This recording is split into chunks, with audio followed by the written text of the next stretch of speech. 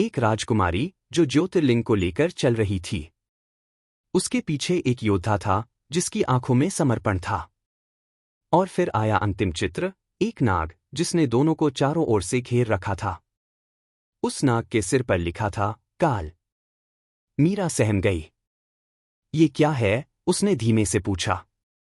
आदित्य चुप रहा। उसकी आंखों में पहचान थी।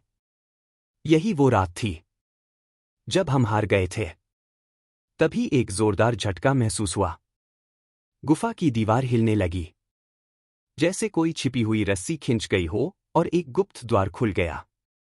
उस द्वार के भीतर था एक छोटा सा मंडल, चारों ओर प्राचीन श्लोक खुदे हुए थे। बीच में एक शिवलिंग था और उस पर बैठी थी एक नागमूर्ति जो जीवित सी प्रतीत हो रही थी। जैसे ही मीरा ने उस शिवलिंग के पास कदम रखा, उसकी आंखों के सामने तेज रोशनी छा गई और उसने देखा पिछले जन्म का सत्य। एक यात्रा, एक मंदिर। उसने ज्योतिर्लिंग की स्थापना रक्षा हेतु की थी, लेकिन किसी ने विश्वासघात किया। उसी नाग ने, जो अब मूर्ति के रूप में उसके सामने था। वहीं उसका अंत हुआ था। शब्द नहीं थे, बस पीड़ा थी। आदित्य ने उसका हाथ थाम लिया, मानो उसने भी सब कुछ महसूस किया हो। मीरा की आंखों से आंसू बहने लगे। मुझे याद आ गया। अचानक गुफा का तापमान बढ़ने लगा। नागमूर्ति से धुआं निकलने लगा। वह मूर्ति धीरे धीरे हिलने लगी। उसकी आंखों में ज्वाला थी।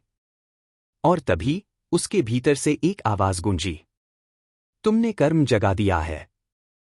अब काल सर्प की ज्वाला तुम्हारी अग्नि परीक्षा लेगी। पूरा मंडल अग्नि की रेखा से घिर गया। कुंडली के ग्रह राहु, केतु, शनि मंडल के प्रतीकों के रूप में चमकने लगे।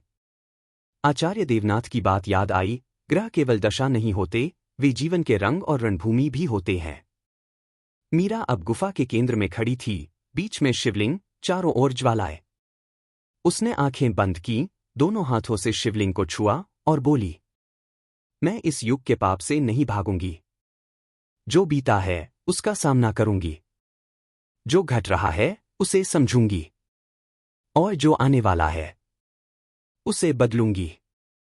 धीरे धीरे अग्नि शांत होने लगी। नागमूर्ति फिर से स्थिर हो गई। शिवलिंग से एक श्वेत प्रकाश निकला और दोनों के माथों को स्पर्श कर गया। आदित्य ने पूछा, क्या अब सब कुछ समाप्त हो गया? मीरा ने धीरे से उत्तर दिया, नहीं। यह तो बस शुरुआत थी। अब हमें लौटना है, अपने जन्म के कारण को इस दुनिया के सामने लाना है।